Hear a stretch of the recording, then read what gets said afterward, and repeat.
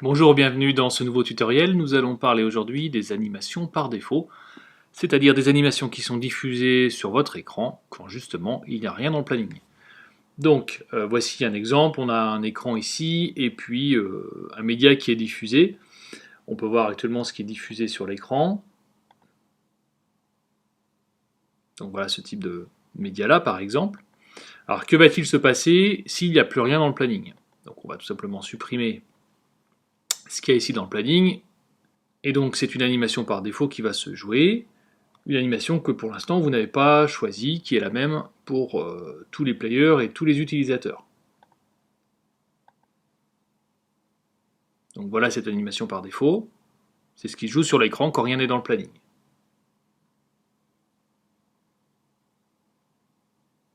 Je vais vous montrer comment on va pouvoir la personnaliser.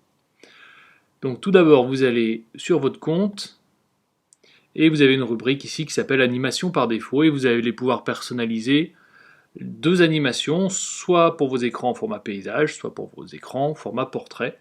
Donc c'est très simple, vous prenez une des animations de votre médiathèque, vous pouvez en créer une spécifique pour ce type d'usage. Moi j'ai créé ici une animation qui s'appelle logo démo. La voici. Et je souhaite que ce soit ce média-là qui soit diffusé si jamais il n'y a rien dans ma planification dans le logiciel. Je prends mon média et je le glisse ici dans format paysage. Voilà, je peux le supprimer comme étant une animation par défaut, retrouver mon élément si jamais il est perdu quelque part dans ma médiathèque, ou bien prévisualiser le média.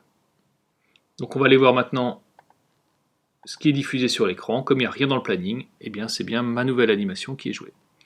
Voilà, c'est extrêmement simple.